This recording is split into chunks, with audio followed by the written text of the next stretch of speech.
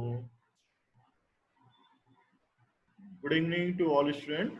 Today I will start say summer school basic concept of refrigeration air conditioning module 5, that is the air conditioning system and its type, by the Yogesh Agarwal, Assistant Professor, SIRT Excellence.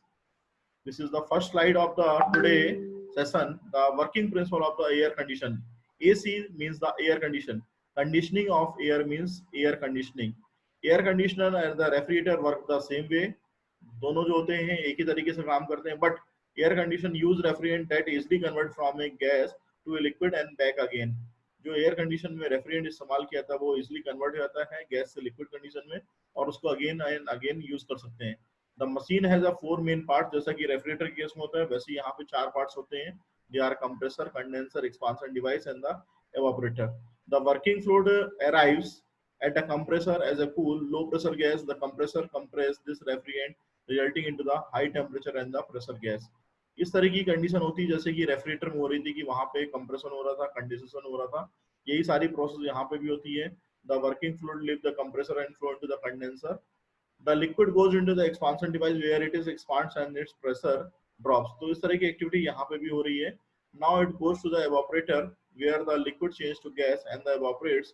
It extracts heat from the air and around it. By the time the working fluid leaves the evaporator, it is a cool, low pressure, and the another conditions are achieved in the air conditioning. This is the simple air conditioning system in which the room is describing. जैसा कि आपने देखा एक room होता है तो room में comfort condition आपको चाहिए, तो कंफर्ट कंडीशन चाहिए, कहाँ से आएगी comfort condition?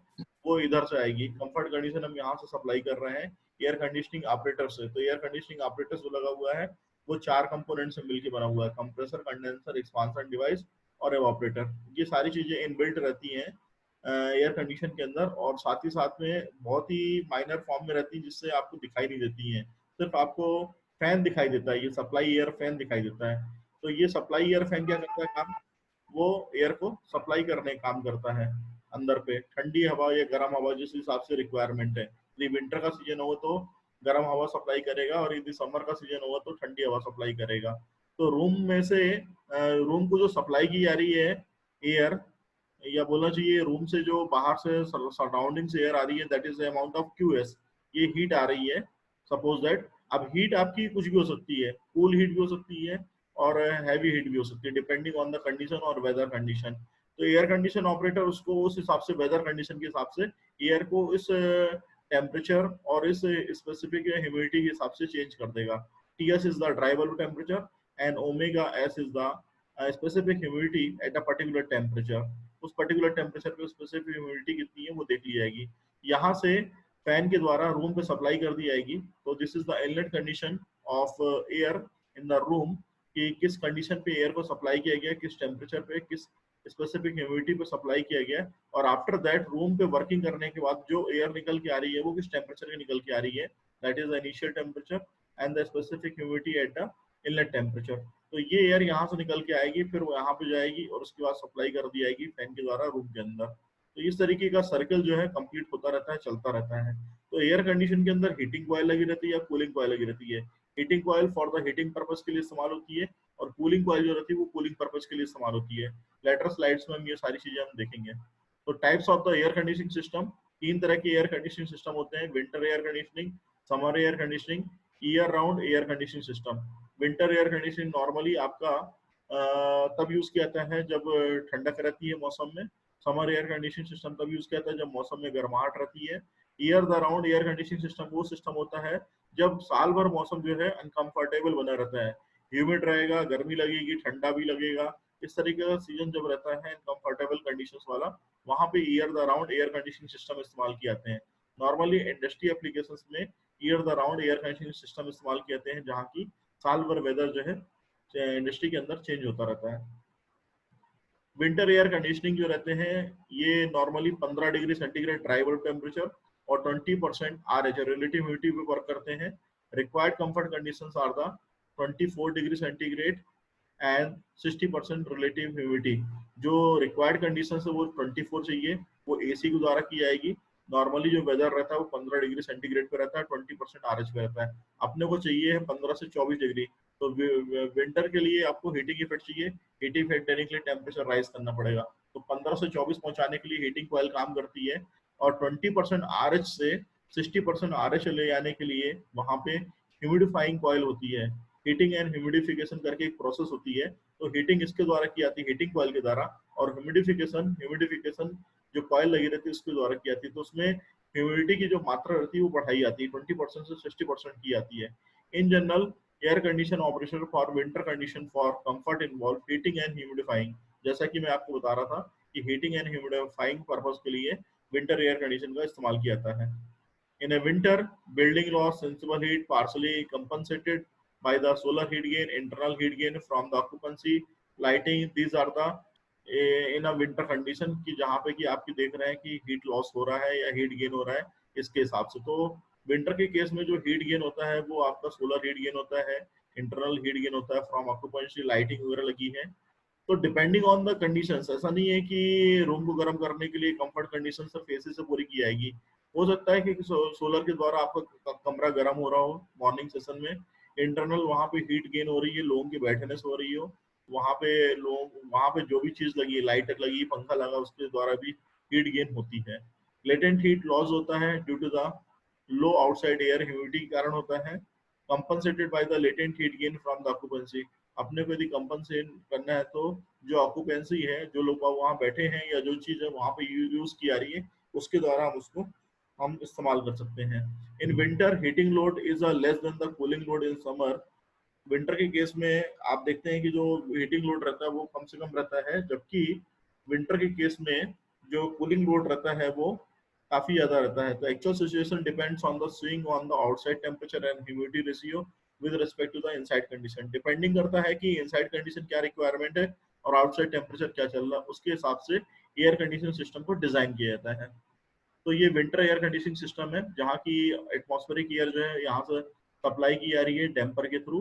These are the dampers जो कि एयर के मोशंस को प्रोवाइड करते हैं, एयर को राइट डायरेक्शन पे ले जाते हैं। ये डैम्पर्स लगे रहते हैं आपके इधर पे एसी में, एयर कंडीशन में। और ये फिल्टर है, फिल्टर होके आती है एयर, आप देखते ही है। फिर उसके बाद हीटिंग कॉयल लगी रहती है। हीटिंग कॉयल के द्वारा जो एयर है वो गर्म होती है, और एडियाबैटिक ह्यूमिडिफायर लगा है, यहाँ से ह्यूमिडिफिकेशन जो रहती है, ह्यूमिडिफिकेशन स्पेसिफिक ह्यूमिडिटी की क्वांटिटी को बढ़ाया जाता है। And this is a circuit diagram in which the adiabatic humidifier is a working. तो पंप लगा हुआ है और हीटिंग कॉयल लगी हुई है, कंपनसेटिंग वाटर है, जिससे ये पूरा सर्किट डायग्राम कंप्लीट होता है। जिस जैसी जहाँ पे जैसी रिक्वायरमेंट है उस हिसाब से ह्यूमिडिफिकेशन प्रोवाइड किया है। तो पंप के द्वारा यहाँ पे स्प्रे फॉर्म में ह्यूमिडिफिकेशन किया जाता है, जब लिक्विड में चेंज होता है तो उस लिक्विड को वापस से पंप में पास किया जाता है। तो इस तरीके से वर्किंग सर्किट जो है कंप्लीट होता है। कंपनसेटिंग वाटर तब यूज किया जाता है जब यहाँ पे वाटर खत्म हो जाता है या लगता है कि वाटर की रिक्वायरमेंट है। यहाँ से निकलने के बाद हीटिंग कॉयल और एडियाबैटिक ह्यूमिडिफायर से निकलने के बाद जो एयर रहती है यहाँ पे आती है वाटर एलिमिनेटर में, ताकि हम वाटर को एलिमिनेट कर सकें। अब उसमें से वाटर नहीं रहना चाहिए, जो भी होगी प्योर एयर रहेगी। तो प्योर एयर आपको आपको टेम्परेचर राइज करके भेजनी है, क्योंकि विंटर में आप एसी यूज कर रहे हैं। विंटर में यदि एसी यूज करेंगे तो आपके पास प्योर होनी चाहिए। फिर उसके बाद अगेन वो हीटिंग कॉयल में आती है, और हीटिंग कॉयल में गर्म होने के बाद वो फिर वापस से एयर कंडीशनिंग स्पेस या रूम पे सप्लाई की जाती है। इस तरीके से इसका विंटर एयर कंडीशनिंग सिस्टम का वो फंडामेंटल जो है काम करता है। आगे चलेंगे तो इसका अरेंजमेंट आप देखेंगे तो ये जो 1 to 2 प्रोसेस है, that is the sensible heating. ये एक सेंसिबल हीटिंग एक प्रोसेस होती है एयर कंडीशनिंग सिस्टम की। 2 to 4 जो आप देख रहे हैं, ये आपका जो रहता है ह्यूमिडिफिकेशन कहलाता है। ह्यूमिडिटी ओमेगा 1 से बढ़कर ओमेगा 2 हो रही है। 4 to 6 जो होता है एयर की सप्लाई होती है, कि कंफर्ट कंडीशंस क्या है रूम की, वो कहलाता है। तो यहाँ पे दिया है वो arrangement for the winter air conditioning. One is the atmospheric condition, this is the atmospheric condition. शुरुआत की कि बाहर की कंडीशन क्या है, सपोज बाहर का जो टेम्परेचर है वो बहुत ठंडा है, अब उसको अंदर वहां पे रूम पे जो एयर को गर्म करके लेके आना है, वो सेंसिबल हीटिंग प्रोसेस के द्वारा होगा या हीटिंग कॉयल के द्वारा होगा। तो one is the outside atmospheric condition, जहाँ की टेम्परेचर सपोज दैट 15 डिग्री है या 10 डिग्री है, और रिलेटिव ह्यूमिडिटी वहां पे आपकी ज्यादा है। तो यहाँ पे आप उसकी एंथैल्पी रीड कर लेंगे H1। उसके बाद यहाँ पे जब सेंसिबल हीटिंग करेंगे तो उसकी एंथैल्पी H2 यहाँ से रीड कर लेंगे। फिर उसके बाद कांस्टेंट बोलना चाहिए टेम्परेचर, कांस्टेंट बोलना चाहिए कि जो लाइन है आपकी एंथैल्पी वाली लाइन पे, उसका ह्यूमिडिफिकेशन किया जाता है। जहाँ की उसकी एंथैल्पी की वैल्यू राइज कांस्टेंट रहती है, बट उसका जो ह्यूमिडिटी की वैल्यू है वो बढ़ जाती है ओमेगा 1 से ओमेगा 2, बट उसका जो टेम्परेचर रहता है वो थोड़ा सा डाउन हो जाता है। फिर 4 to 6 जो आप पॉइंट देख रहे हैं, this is the required comfort condition. यहाँ पे रिक्वायर्ड कंफर्ट कंडीशन है after the supplying of the air in the room by the heating coil medium, this is done by the external sources. Enthalpy इस point पे 6 point पे आप note कर लेंगे। तो firstly air is pass through the resistance heater which is known as a preheating coil, and then it is passes through the humidifier and again through the second heater। तो यहाँ पे 1 to 2 जो air आपके पास हो रही है वो pre heater कहलाती है, प्री हीटिंग होती है। 2 to 4 जो हो रहा है ये एडियाबेटिक ह्यूमिडिफिकेशन में हो रहा है, ये ह्यूमिडिफायर में हो रहा है। और 4 to 6 जो हो रहा है वो आपका अगेन सेंसिबल हीटिंग हो रही है। इस तरीके से इसका अरेंजमेंट चल रहा है। तो ये ड्राई बल्ब टेम्परेचर और स्पेसिफिक ह्यूमिडिटी के बीच में डायग्राम ड्रॉ किया गया है। This is called a psychometric chart. तो बाईपास फैक्टर जो रहता है प्री हीटिंग कॉइल के लिए 2 3/13 होता है। ये ऐसे आएगा कि आपकी जो मैक्सिमम हीट ट्रांसफर हो सकती है, जो एक्चुअल हीट ट्रांसफर हो रही है वो 2 3 है, प्री हीटिंग हो रही है, और जो मैक्सिमम हो सकती है 1 3 है। तो एक्चुअल अपॉन आइडियल जो हो सकती है वो ये है। इसी तरीके से bypass factor of the rating coil, यदि आप सेकंड कॉइल के लिए बात करेंगे तो 6 to 7 जो रहता है ये एक्चुअल रहता है, और 4 to 7 जो रहता है वो आपका बाईपास फैक्टर दूसरे कॉइल के लिए रहता है। Efficiency of the humidifier, humidifier की एफिशिएंसी यदि निकालेंगे तो 2 4 जो रहता है आपकी ये एक्चुअल कंडीशन है, लेकिन यहाँ तक आप उसको बढ़ा सकते हैं आइडियल कंडीशन में, तो वो बढ़ नहीं पा रहा है due to the some limitation of the humidifier. तो 2 to 4 is the actual condition of the humidification upon the 2 to 5 into 100 efficiency of the humidifier, capacity of the preheating coil, that is the V upon Vs, actual volume upon the specific volume into H2 minus of H1, that is the kilojoule per second। पहले preheating coil के लिए capacity निकाल सकते हैं, reheating coil के लिए capacity निकालने के लिए तरीका यही है V upon Vs, but enthalpy changes हो जाएगी, वो S6 minus of H4 आ जाएगा, किलोजूल पर सेकेंड और kilowatt. Capacity of the humidifier, that is the V upon specific volume, omega 2 minus of omega 1 upon 1000 kg per second। These are the fundamental equations using in the winter air conditioning। Summer air conditioning system, summer AC for hot and the dry outdoor condition। dry रहता है, सूखा रहता है, और बोलना चाहिए hot रहता है। Such system are used a place like Nagpur, Delhi, Bhopal. यहाँ पे आपने देखा है कि बहुत ज्यादा टेम्परेचर ज्यादा रहता है। रिक्वायर्ड कंफर्ट कंडीशन आपकी हरदम यही रहेगी। जो कंफर्ट कंडीशन है ह्यूमन बॉडी के लिए वो 24 डिग्री और 60 डिग्री आरएच की रहती है। एटमॉस्फेरिक कंडीशन समर की बाहर जो साइड रहती है वो 40 डिग्री और 20% आरएच की रहती है। अब इसको आपको चेंज करना है, 40 से आपको 24 पे जाना है और 20 से 60 पे जाना है, तब आपको कंफर्ट कंडीशंस मिलेगी। तो ये ऐसा करने के लिए समर एयर कंडीशनिंग सिस्टम लगाया गया है for the hot and the dry weather. यहाँ पे भी एयर जो है सराउंडिंग से बाहर आ रही है, अंदर आ रही है डैम्पर के थ्रू।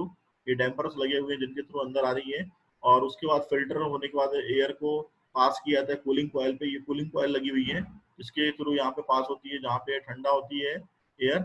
उसके बाद इसको एडियाबेटिक ह्यूमिडिफायर में भेज दिया जाता है जैसा कि पहले किया गया था। बट यहाँ पे अपन का जो रहता है ह्यूमिडिफिकेशन, अगर ह्यूमिडिफिकेशन करते हैं ताकि या फिर एडियाबेटिक ह्यूमिडिफिकेशन करेंगे तो हीट लॉस जो है रहता है पूरी तरीके से जीरो जाता है। और it is done by the pump and the compensating water and the spray form manner. After that जैसे ही वो एडियाबेटिक ह्यूमिडिफिकेशन होता है, यहाँ पे वाटर को एलिमिनेट कर दिया जाता है वाटर एलिमिनेटर के द्वारा, and the comfort air conditions of air it is supplied to the in a room air to be conditioning space जहाँ पे रिक्वायरमेंट है। तो सिंपल यहाँ पे भी वैसी कंडीशन है जैसी आपने विंटर में देखी थी, सिर्फ यहाँ पे डिफरेंसेस क्या है, अभी हम लेफ्ट टू राइट जा रहे थे, अब आपका जो राइट टू है वो लेफ्ट जाएंगे क्योंकि कूलिंग करनी है, कूलिंग करेंगे तभी टेम्परेचर कम होगा।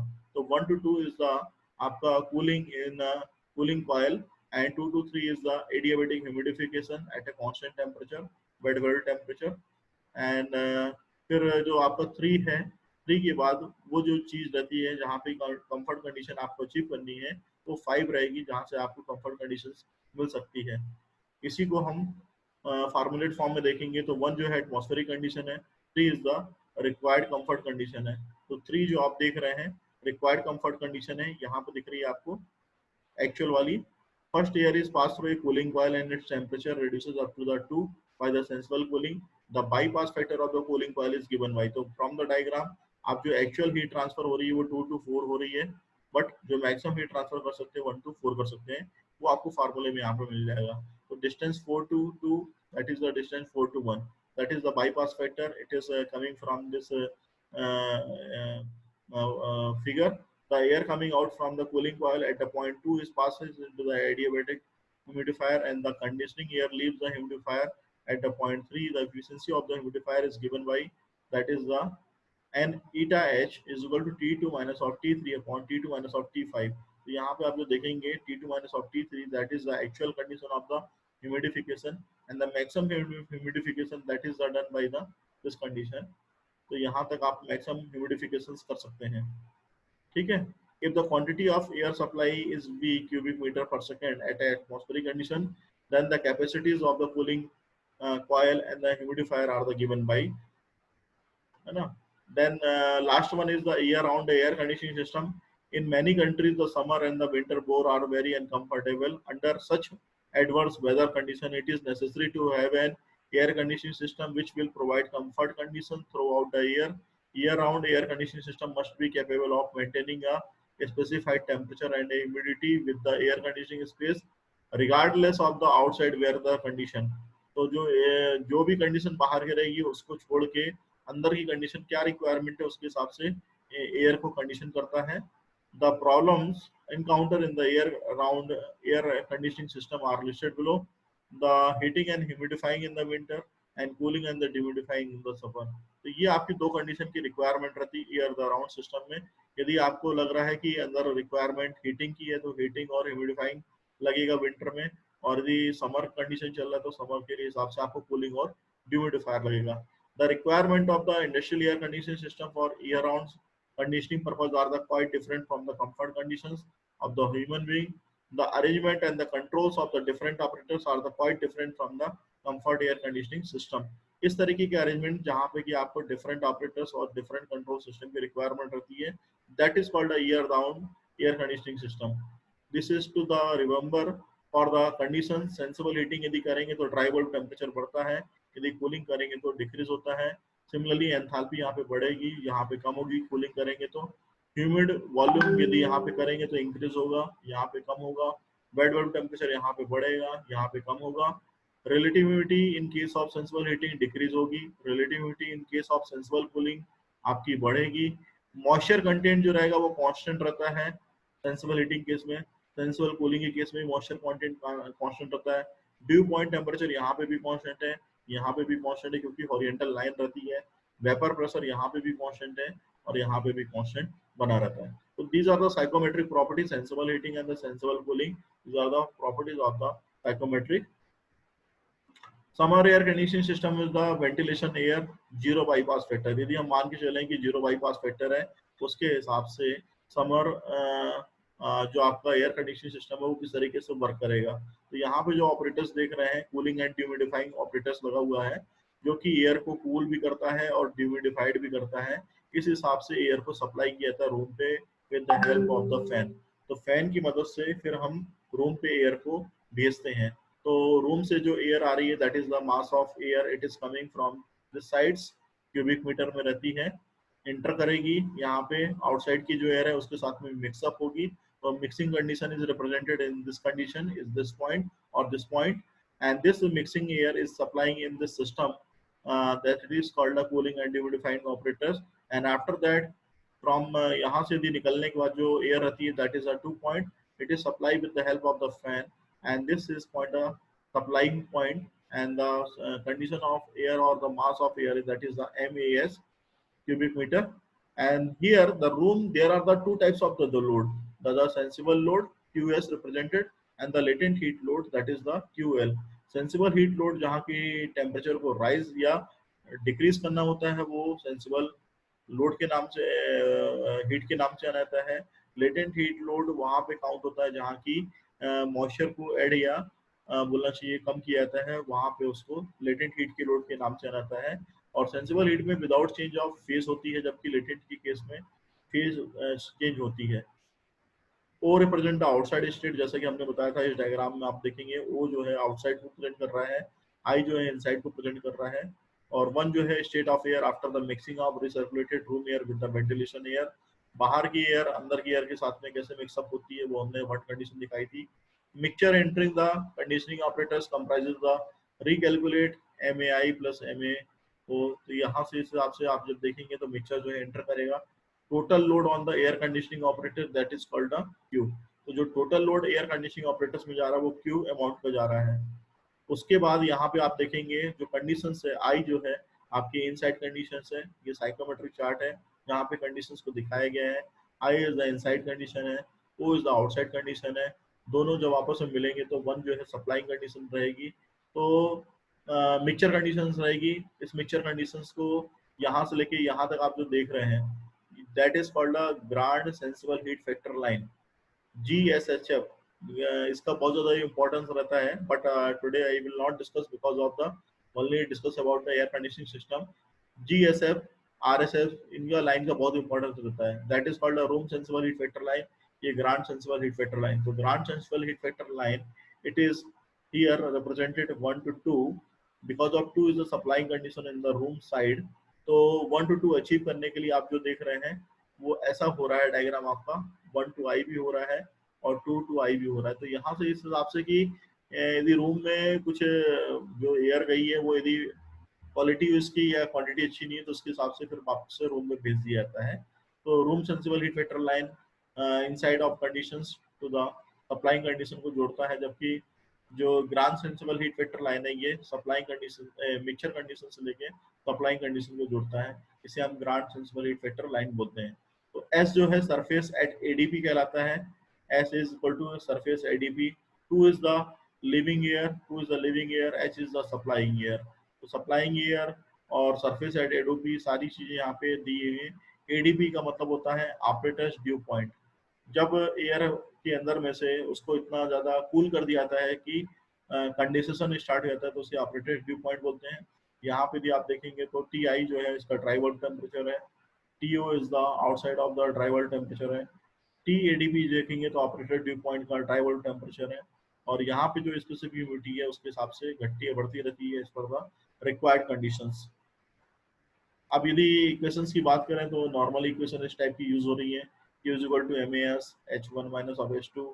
तो MAS जो रहेगा सप्लाई जो रहेगा वो आउटसाइड और इनसाइड से जुड़ा हुआ रहता है। तो एंथैल्पी और मास का यहाँ पे जो देख रहे हैं प्रोडक्ट रहता है, ये इनसाइड में हो गया, ये आउटसाइड में हो गया।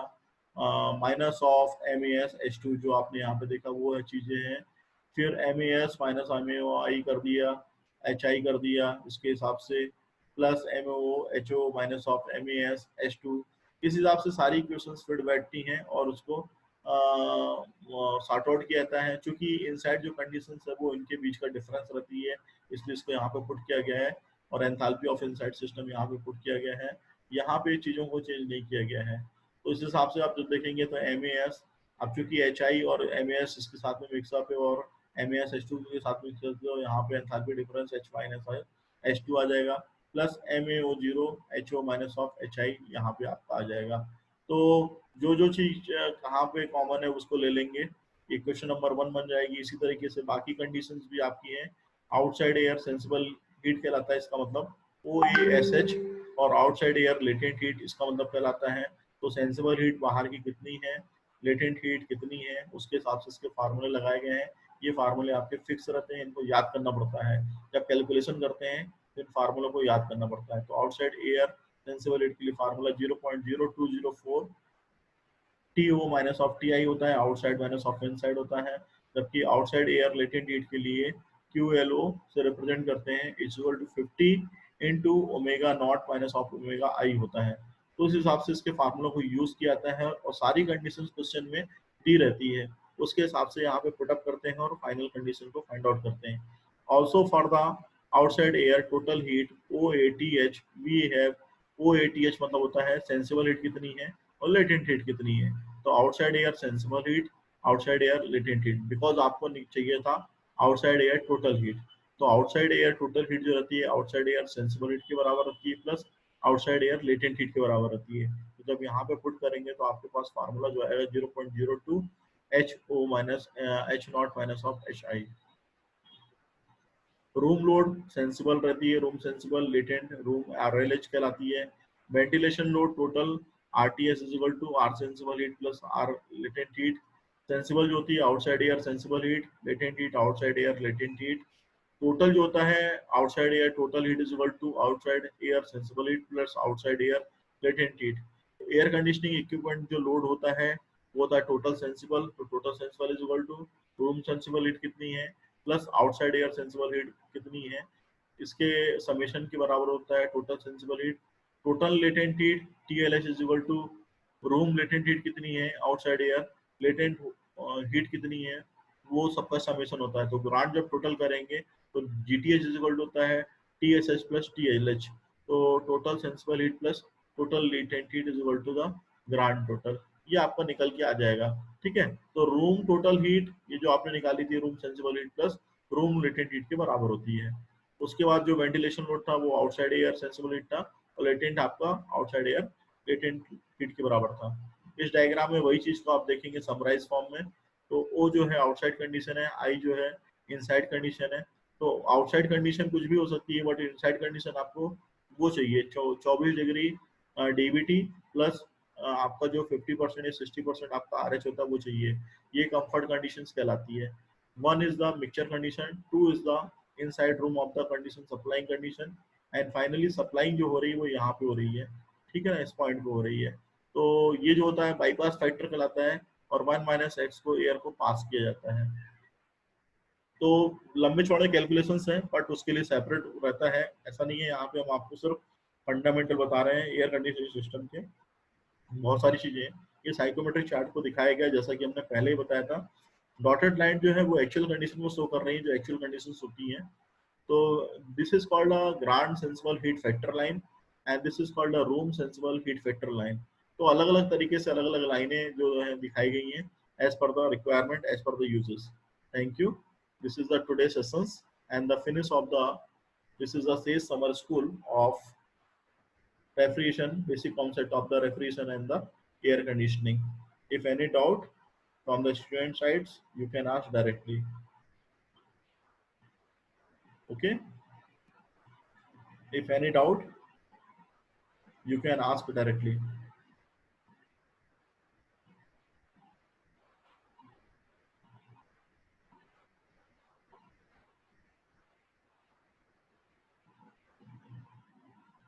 I think there is no doubt.